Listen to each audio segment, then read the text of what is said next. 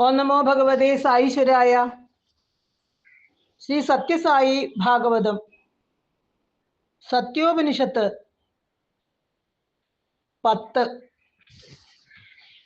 മുസ്ലിമുകൾ വെള്ളിയാഴ്ചയും ക്രിസ്ത്യാനികൾ ഞായറാഴ്ചയും അവരവരുടെ ആരാധനാലയങ്ങളിൽ എത്തുന്നു, പ്രാർത്ഥിക്കുന്നു. പക്ഷെ ഹിന്ദുക്കൾ ക്ഷേത്രങ്ങളിൽ ഇങ്ങനെ കൂടുന്നില്ല. നിങ്ങൾക്ക് തെറ്റിയിരിക്കുന്നു. എന്തുകൊണ്ട് ഒരു പ്രത്യേക ദിവസം മറ്റുള്ളവരെ പോലെ ഹിന്ദുക്കൾ ക്ഷേത്രത്തിൽ കൂടുന്നില്ല എന്നല്ലേ? ഓരോ ഹിന്ദുവിനും സ്വഗൃഹത്തിൽ ആരാധിക്കാനായി ഒരു പൂജാമുറിയുണ്ട്. അവൻ അവിടെ നിത്യവും പ്രാർത്ഥിക്കുന്നു, ആരാധിക്കുന്നു.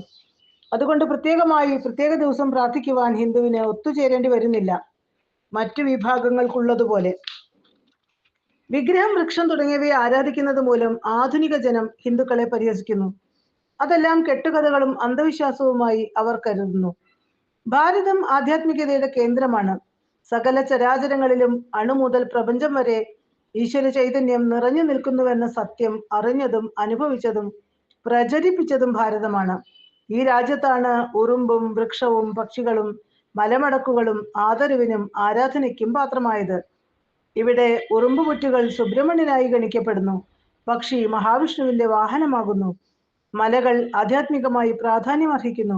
വൃക്ഷത്തെ അശ്വത്ഥ വൃക്ഷമായി ആരാധിക്കുന്നു.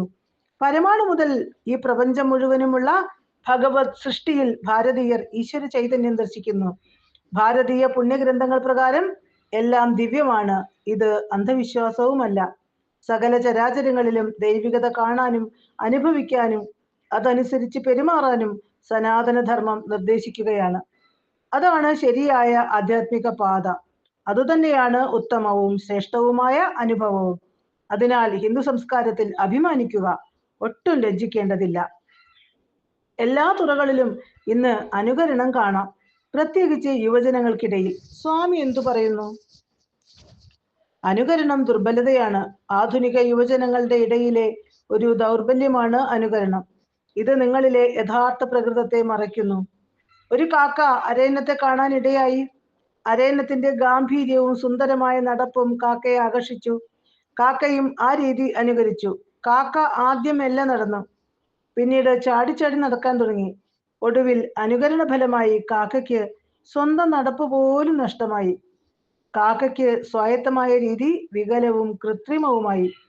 അതുകൊണ്ട് അവനവന് സ്വാഭാവികമായത് നഷ്ടപ്പെടുത്തരുത്. അനുകരണം കൃത്രിമമാണെന്ന് മാത്രമല്ല, നിന്ദ്യവുമാണ്. മസ്തിഷ്ക ചോർച്ച ചർച്ച ചെയ്യപ്പെടുന്നു. വിദേശ രാജ്യങ്ങളിലേക്ക് പോകുന്ന വിദ്യാസമ്പന്നരുടെ എണ്ണം പെരുകുകയാണ്. ഇത് തീർച്ചയായും നന്നല്ല. മാതൃരാജ്യം ഉപേക്ഷിച്ച് വിദേശ രാജ്യങ്ങളിൽ പാർപ്പിടമുറപ്പിക്കുന്നത് ശരിയല്ല. ഇവിടെ ഈ ഭാരതത്തിൽ നിങ്ങൾക്ക് 5 അമ്മമാരുണ്ട്. സ്വന്തം അമ്മയോടൊപ്പം തന്നെ പ്രാധാന്യമുള്ളവരാണ് അവരെല്ലാം. ഒന്നാമത് ദേഹമാതാ. നിങ്ങൾക്ക് ജന്മവും ശരീരവും തന്നത് ഈ അമ്മയാണ്. നിങ്ങളുടെ വളർച്ചയ്ക്കായി ഈ അമ്മ ചെയ്യാത്ത ത്യാഗമില്ല. അതുകൊണ്ട് ദേഹമാതാവിനെ ആദരിച്ചേ കഴിയൂ. രണ്ടാമത്തേത് ഗോമാതാ. പശു പാൽ തരുന്നു, നിങ്ങളുടെ ശരീരം ആരോഗ്യകരമായി പുഷ്ടിപ്പെടുത്തുന്നു. അതുകൊണ്ട് പശുവിനോട് നന്ദി ഉണ്ടാകണം. മൂന്നാമത്തേത് ഭൂമാതാ. ജീവിക്കുവാൻ ആവശ്യമായതെല്ലാം തരുന്ന ഭൂമി, ധാന്യങ്ങൾ മുതൽ ധാതുക്കൾ വരെ നൽകുന്ന ഭൂമാതാ. നാലാമത്തേത് വേദമാതാ. ജീവിതത്തിന്റെ പരമലക്ഷ്യം കാണിച്ചു തരുന്ന പുണ്യഗ്രന്ഥങ്ങൾ. അതുകൊണ്ട് വേദവും മാതൃതുല്യ തന്നെ. അഞ്ചാമത്തേത് ദേശമാതാ, അതായത് മാതൃഭൂമി. നിങ്ങളുടെ പാരമ്പര്യം, മഹത്തായ സംസ്കാരം ഇതെല്ലാം ലഭിച്ചത് ഈ ദേശത്തിൽ നിന്നുമാണ്. മാതൃഭൂമിയെ അമ്മയായി തന്നെ ഗണിക്കുക. അതുകൊണ്ടാണ് സ്വരാജ്യത്തെ മാതൃഭൂമി എന്ന് വിളിക്കുന്നത്. നിങ്ങൾ കണ്ടുമുട്ടിയ ഒരു സ്ത്രീ നിങ്ങളുടെ അമ്മയേക്കാൾ സുന്ദരിയായതുകൊണ്ട് മാത്രം അവരെ സ്വന്തം അമ്മയായി കണക്കാക്കാറുണ്ടോ? ഈ സന്ദേശം വ്യക്തമായി രാമായണത്തിലൂടെ നൽകുന്നുണ്ട്. രാവണ യുദ്ധം കഴിഞ്ഞ സമയം രാവണൻ വധിക്കപ്പെട്ടപ്പോൾ ലക്ഷ്മണൻ രാമനോട് പറഞ്ഞു, ജ്യേഷ്ഠ, ലങ്ക എത്ര സുന്ദരം, ഐശ്വര്യസമ്പന്നം. ശത്രുക്കൾ കൊല്ലപ്പെട്ടു കഴിഞ്ഞു. ഈ രാജ്യം ഭരിക്കുവാനുള്ള അവകാശവും ഇനി നമ്മൾക്കായി. എന്തുകൊണ്ട് അങ്ങേക്ക് ഇവിടെ രാജാവായിക്കൂടാ? ഭരതൻ 14 വർഷമായി അയോധ്യ ഭരിക്കുകയല്ലേ? ഭരതനോട് അത് തുടരുവാൻ നമുക്ക് ആവശ്യപ്പെടാം. നമുക്ക് ഇവിടെ കഴിയാം, ഈ സാമ്രാജ്യം ഭരിക്കാം. ശ്രീരാമദേവൻ മറുപടി അരുളി, പ്രിയ ലക്ഷ്മണ, സ്വർഗത്തേക്കാൾ മഹത്തരമാണ് മാതൃരാജ്യം. ഒരുവന്റെ അമ്മ വിരൂപയായിരിക്കാം, വേറൊരു സ്ത്രീ സുന്ദരിയാകാം. പക്ഷെ ആ സുന്ദരിയെ അമ്മയെന്ന് വിളിക്കാൻ സാധിക്കുമോ? സ്വരാജ്യത്തെ സ്നേഹിക്കണം, സേവിക്കണം. ഭഗവാൻ, എന്താണ് യഥാർത്ഥ സന്തോഷം? അത് എങ്ങനെ ലഭിക്കും? യഥാർത്ഥ സന്തോഷം എന്തെന്ന് ആദ്യമേ അറിയേണ്ടതാണ്. നിങ്ങൾ വെറുതെ സന്തോഷവാന്മാരായിട്ടല്ല, ആനന്ദവാന്മാരായി കാണുവാനാണ് ഞാൻ ആഗ്രഹിക്കുന്നത്. നിങ്ങൾ ഇപ്പോൾ മനസ്സിലാക്കിയിരിക്കുന്ന സന്തോഷം യഥാർത്ഥത്തിൽ സന്തോഷമല്ല. സത്യത്തിൽ യഥാർത്ഥ സന്തോഷം ലഭിക്കുന്നത് ഈശ്വരനുമായി ഏകീഭവിക്കുന്ന വേളയിലാണ്. നിങ്ങളിലെ തന്നെ ദിവ്യതയുമായി ബന്ധം സ്ഥാപിച്ചാൽ ഈ ആനന്ദം വളർത്തിയെടുക്കാം. നിങ്ങൾ ചെയ്യേണ്ട കാര്യങ്ങൾ ഇഷ്ടപ്പെടുക, അല്ലാതെ ഇഷ്ടപ്പെടുന്ന കാര്യങ്ങൾ ചെയ്യുകയല്ല വേണ്ടത്. അപ്പോഴാണ് ആനന്ദം ഉണ്ടാകുന്നത്. കർത്തവ്യങ്ങൾ, ഉത്തരവാദിത്തങ്ങൾ എന്നിവ പ്രേമപൂർവം സന്മനസ്സോടെ ചെയ്യുക. നിങ്ങൾക്കിഷ്ടമുള്ളത് മാത്രം വെറുതെ ചെയ്തുകൊണ്ടിരുന്നാൽ വളരെ കാലം സന്തോഷമായിരിക്കാൻ സാധിക്കുകയില്ല. താൽക്കാലിക സന്തോഷമേ അതിൽ നിന്നും ലഭിക്കൂ. സ്വാമി, ഞങ്ങൾ നാനാത്വത്തിൽ ഏകത്വം കാണണമെന്ന് അവിടുന്ന് ആഗ്രഹിക്കുന്നു. അത് സാധ്യമോ? തീർച്ചയായും സാധിക്കും. ഈ ലോകത്തിലുള്ള ഏതിനും 5 അവസ്ഥയുണ്ട്. ഇതിൽ 3 മാറ്റമില്ലാത്തതും 2 മാറ്റങ്ങൾക്ക് വിധേയവുമാണ്. അസ്ഥി, ഭാതി, പ്രിയം, ഇവ 3 മാറ്റമില്ല. ഇതിനെ തന്നെയാണ് സത്, ചിത്ത്, ആനന്ദം എന്നും പറയുന്നത്.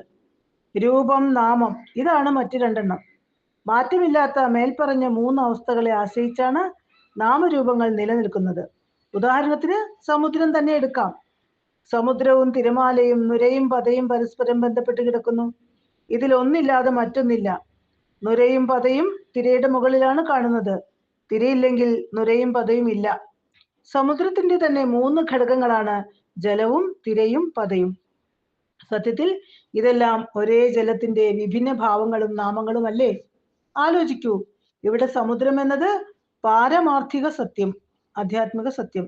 തിര പ്രാതിഭാസിക സത്യം, അധ്യാരോപിത സത്യം. നുരയും പതയും വ്യാവഹാരിക സത്യം, ലൗകിക സത്യം. ഭഗവാൻ, ഞങ്ങൾ എന്താണ് ത്യജിക്കേണ്ടത്? പലരും ഇക്കാര്യം തെറ്റിദ്ധരിച്ചിരിക്കുന്നു. നിങ്ങൾ ലോകം ത്യജിക്കേണ്ടതില്ല. ഉപേക്ഷിക്കേണ്ടത് ലൗകിക ചിന്തകളും വികാരങ്ങളുമാണ്. രാമാനന്ദ തീർത്ഥ എന്ന ത്യാഗിയെക്കുറിച്ച് കേട്ടു കാണുമല്ലോ. അദ്ദേഹം വിവാഹം കഴിച്ചു, പുത്രനുമുണ്ടായി. പിന്നീട് അദ്ദേഹം കുടുംബം ഉപേക്ഷിച്ചു. ഒരു ദിവസം ഭാര്യ അദ്ദേഹത്തെ കാണാൻ എത്തി. പക്ഷെ ഭാര്യയെ കാണാൻ അദ്ദേഹം കൂട്ടാക്കിയില്ല. മാത്രമല്ല, തല തിരിച്ചു പിടിക്കുകയും ചെയ്തു. ഭാര്യ ചോദിച്ചു, സ്വാമി, ഞാൻ നിങ്ങളുടെ ഭാര്യയാണ് എന്ന ചിന്തയുള്ളത് കൊണ്ടല്ലേ തല തിരിച്ചു പിടിച്ചത്? പക്ഷേ എനിക്കാകട്ടെ അങ്ങ് ഭർത്താവാണെന്ന ചെറിയൊരു ചിന്ത പോലുമില്ല. ഇതിനുശേഷം അവൾ അദ്ദേഹത്തിന് കാവ്യ വസ്ത്രം നൽകി. അതുകൊണ്ട് നിങ്ങൾ ലോകം ഉപേക്ഷിക്കേണ്ട ആവശ്യമേ ഇല്ല. ലൗകിക ചിന്തകൾ വെടിഞ്ഞാൽ മതി. പ്രോപ്പർട്ടീസ് ഉപേക്ഷിക്കുകയല്ല വേണ്ടത്. ഈശ്വരനുമായി പ്രോപ്പർട്ടൈസ് ഉണ്ടാക്കുകയാണ് ആവശ്യം. ഓം തത് സത്ത്.